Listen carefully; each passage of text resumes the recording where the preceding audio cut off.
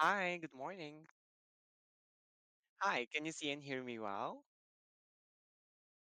That's great. Hi, good morning and welcome to my class. It's my first time meeting, so let me introduce myself real quick. My name is Teacher Kimmy, but you can call me Kimmy. What's your name? Oh, hi, Koki. How are you doing today?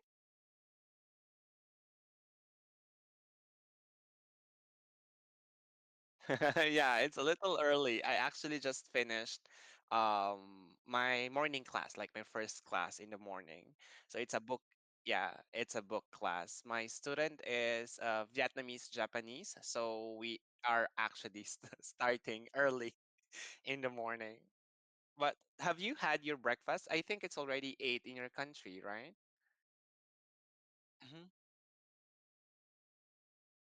Oh, you're preparing for your job. You have work today. Are you working from home or on site?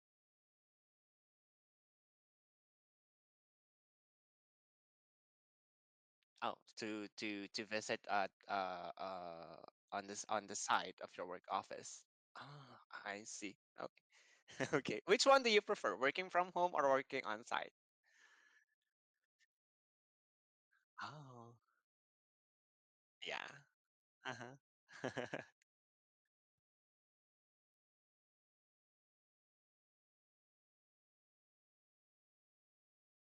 Mm-hmm, mm-hmm. I see. A change of scenery as well, right? Like a change of ambience or environment. Working from home sometimes is actually a little boring, even though you can relax. Sometimes you actually would like to see your teammates and your managers as well. Mm. Yeah.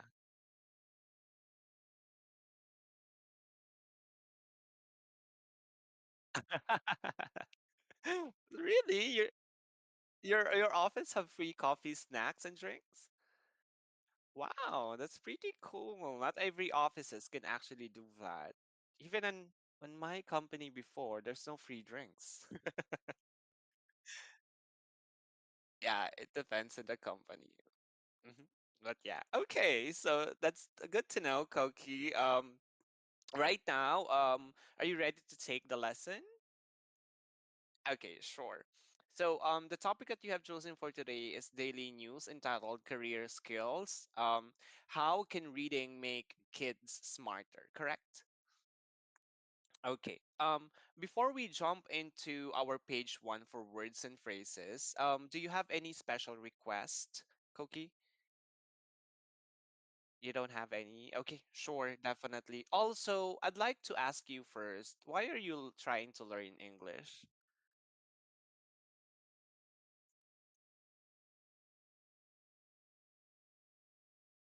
Ah, I see.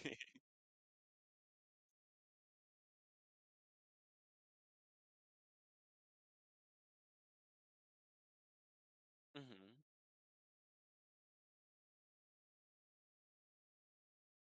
Oh, mm,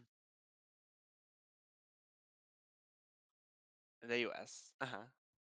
I see. Okay. Thank you. I now understand how will I be able to help you. I can feel the same way. So you'd like to try, you'd like to live in a English country in the future. And also yeah, you were also able to use that in your work. Okay. That's really noted. Thank you so much.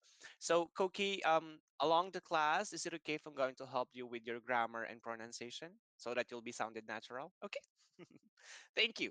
So now let's move on in our words and phrases on page one. Let's start with the first word. Please repeat after me. Foster. Okay. Teachers should foster creativity in the classroom. Okay. Would you like to make a sentence? Okay, sure, definitely. Now, let's have our second word. Longitudinal. Okay. The research team conducted a longitudinal study on children's health.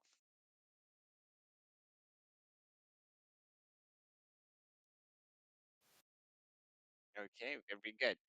Next word, substantial.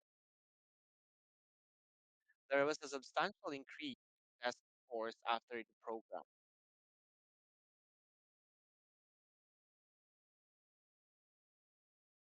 Okay, well, very nice. Okay, next word, empathy. Okay, she showed great empathy with when her friend lost a loved one.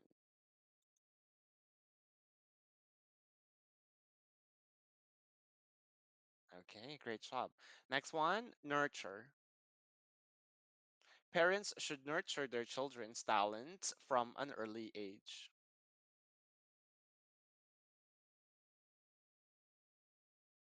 Okay, very good. Now, do you have any questions with the words that we have learned for today?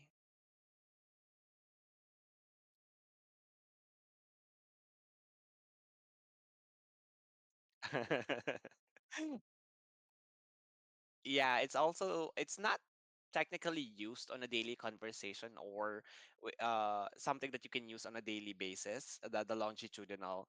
The meaning of it is relating to development over a long period. So running lengthwise rather than across. So it's like a long path, longitudinal. It's also used on a measurement, right? Let's say geographically speaking, longitudinal is what is always present when you talks about geography. That's how you can only use that word. You can't actually say that I'm longitudinal far away from that place. you can, not not everyone can say that. Even native speakers are not using this one. They're just going to say I live far away from that place, but not they're not going to say I'm longitudinal far away from that place. No. Okay. Okay, so again, it's not commonly used by native speakers on a daily conversation. This is just going to be used on a geographical conversation. Okay, but this is a good to know information, so it's good. Okay, any other questions? Okay, very good. This time, let's try to move on page two, comprehension. Okay, so I will be reading the three questions that we have to answer after the audio. Here it goes. Question one: what does recent research say about how reading affects children's school success? Number two: what did the large scale study in the UK find about reading for fun? And last question: how can adults help children become interested in reading? Okay, now, let me ask you, Koki, what English accent or sound would you like to hear it? US, British, or Australian? US. Okay, so you're also practicing US. The way you speak is okay.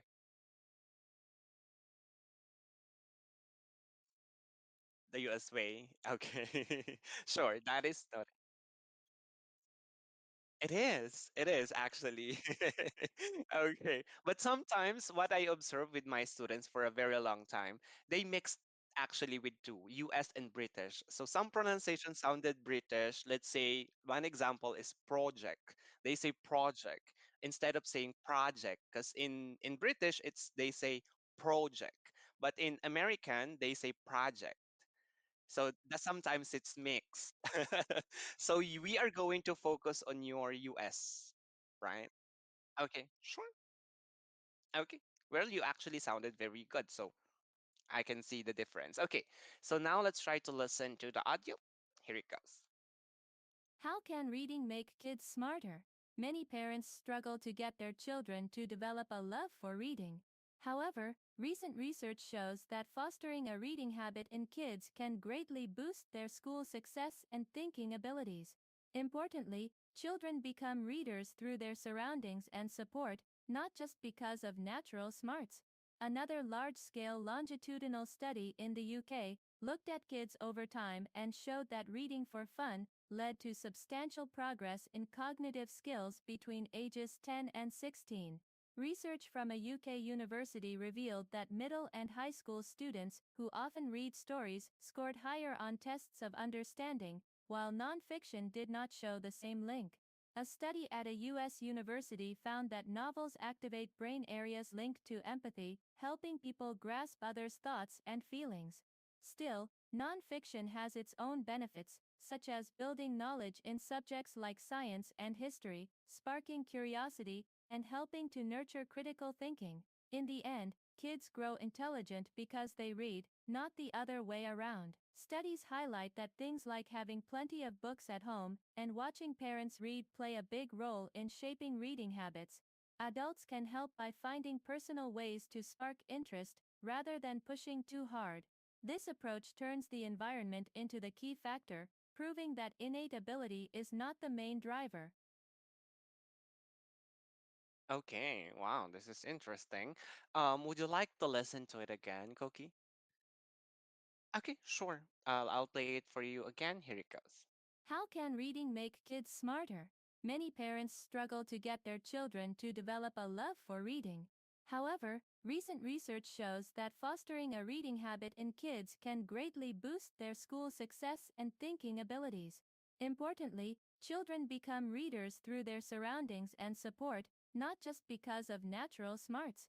Another large-scale longitudinal study in the UK looked at kids over time and showed that reading for fun led to substantial progress in cognitive skills between ages 10 and 16. Research from a UK university revealed that middle and high school students who often read stories scored higher on tests of understanding, while nonfiction did not show the same link. A study at a U.S. university found that novels activate brain areas linked to empathy, helping people grasp others' thoughts and feelings. Still, nonfiction has its own benefits, such as building knowledge in subjects like science and history, sparking curiosity, and helping to nurture critical thinking. In the end, kids grow intelligent because they read, not the other way around. Studies highlight that things like having plenty of books at home and watching parents read play a big role in shaping reading habits. Adults can help by finding personal ways to spark interest rather than pushing too hard.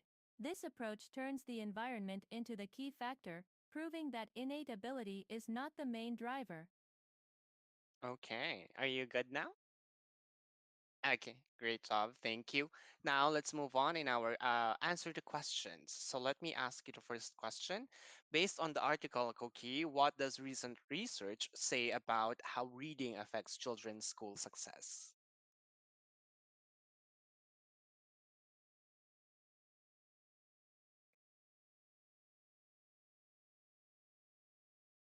Okay, very good. So it says reading habits can improve school success and thinking skills. Very good. Let's have question two. What are the large scale study in the UK find about reading for fun?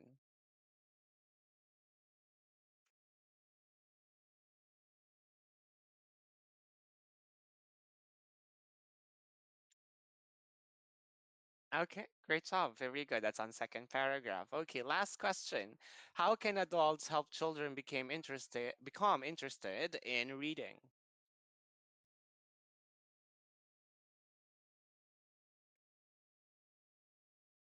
Yeah, very good. Okay, so finding ways or personal ways to spark interest rather than pushing the students or pushing the kids too hard. Okay, very good.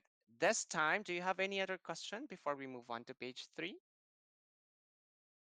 Okay, very good. Now, let's do page 3 readout. So just read the entire article, and whenever I'll take note on the side, whenever you're ready, you can start. Mhm.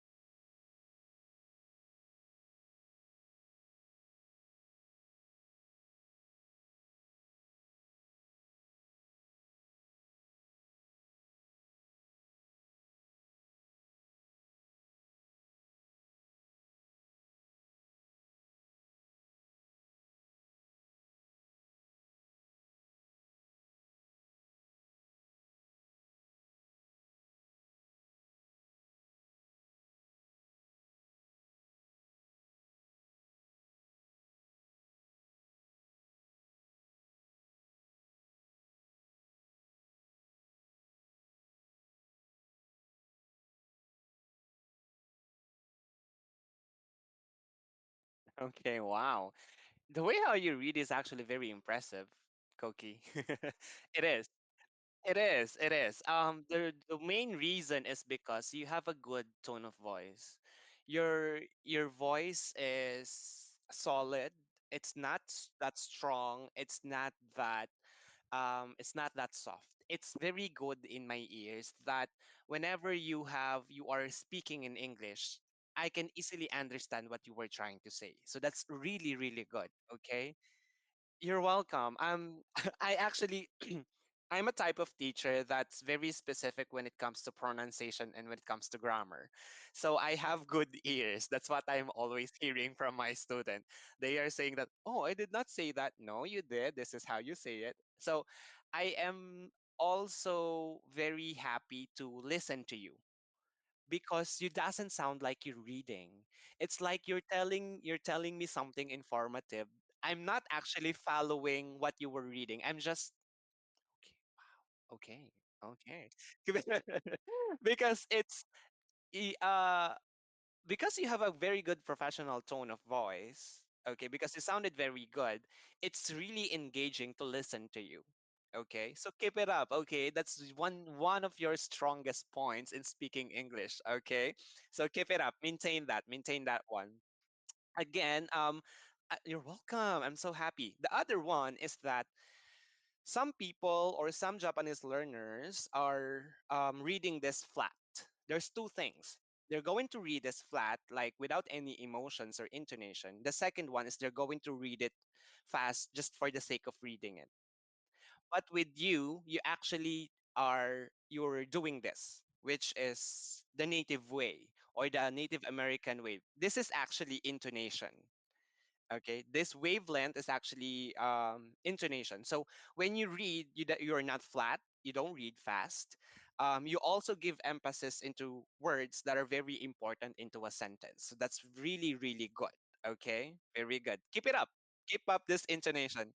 Try to try to do that as well when you are actually speaking, because it gives when you control the intonation of your voice together with your good voice, it's really engaging. So good job. Okay, very good. Okay. Yeah, I'm not actually surprised. The first time that I heard you speak, I was like, okay, Koki is very good in speaking English. I know he's going to nail the reading. Right. So good job. Good job. Very good. Okay. Um in terms of those two things, that's really really good. Keep it up. Pronunciation, tone of voice. Okay, very good. Um let's focus on pronunciation right now. Okay, I don't have any opportunities that common Japanese learners have, or that I have to help them. Those are L and R sound. You don't have much of a problem when it comes to, or opportunities when it comes to L and R sound. You can produce L and R sound naturally, which is very good. You also have I'm not going to say that you have opportunities with I and E. Sometimes INE is confusing. It is. So I think it is because there's less INE on this article, but consistency is the key. Always remember, if there's a certain word that starts with letter I, you should go up. It's actually this is just a good to know information, okay? So the letter I, this letter is pronounced E. You have to go up. E. And then, right, very good. The second letter is letter E, which is you have to pronounce it eh, which you have to go down. Okay, for us to differentiate, very good. For us to differentiate it, it's actually you can see the difference on these words. Can you read this word? Very good. As you can see, you go up, sit, right? Now, how about this one? See, you go down, set, sit, set. Okay, very good. Let me give you one word that most of my students actually have troubles in terms of INE sound. Okay, let's start with this one.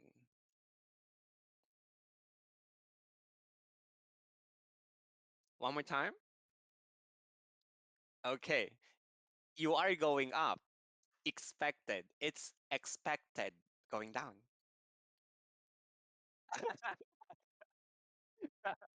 I told you I have good ears. Okay. Expected, right. X, not X. Because this is how the difference. X and X. Okay, so it's the position of the mouth. Sometimes we tend to say expected, but because of the position of our mouth, we say expected. Expected, right? So always remember I, you go up, E, you go down. Okay? Expected. Okay. Yeah. It's sometimes, yeah, it's actually difficult, but it's okay. Just good to know information and just a reminder, okay? Also with the entire article, I only observed two, and I just want you to be consistent on these words, okay? You already sounded American native speaker. I just want you to focus on these words. What's this word? Okay, that's thoughts. Very good. But in native speakers, they don't say thoughts. They say thoughts. Right. That's how they naturally say it. They don't say, "Oh, I thought." They say, "I thought." Okay. Native speakers. Right. Grammatically speaking, thought is that's actually not the right pronunciation of that word. In grammar or in basic English, they don't say thought, they say thought. Okay, thought. Yeah, grammatically, it's the correct one, thought. Just like the yeah, just like this one. There's also another word that I think you need to focus as well. This one. Okay. Cause is W because, right? But it's actually this one.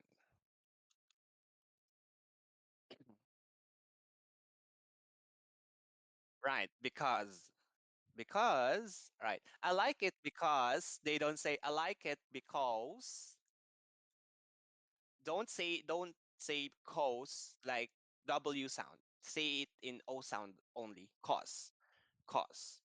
Because see? Because because this word right. This word is not cause. Yeah, it's not cause, it's cause. Right. COS. Yeah, COS or COZ. Cause. Ah, I see. Okay, so it's when we try to learn English initially, excuse me, when we try to learn English the first time, of course, we are taught that if that would be this OU, AU sound, you should pronounce it, right? But on grammar English, it's actually not being pronounced that way. It became one letter only. You're not going to hear any native speaker say, I thought it's about this. I like it because they don't say that. They say, I thought it's like this. Uh, it is because, right? They don't dig deep into the AU sound and OU sound. Okay?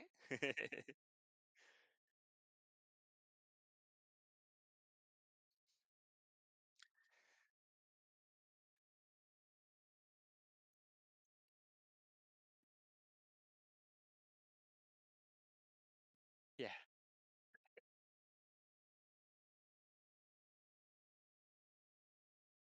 correct. Yes, that's actually right. Initially, English was actually taught that way, and then suddenly they changes into the way how they should speak it. That's how they should sound it, and it became the grammatical correct or grammar. Oh, we don't have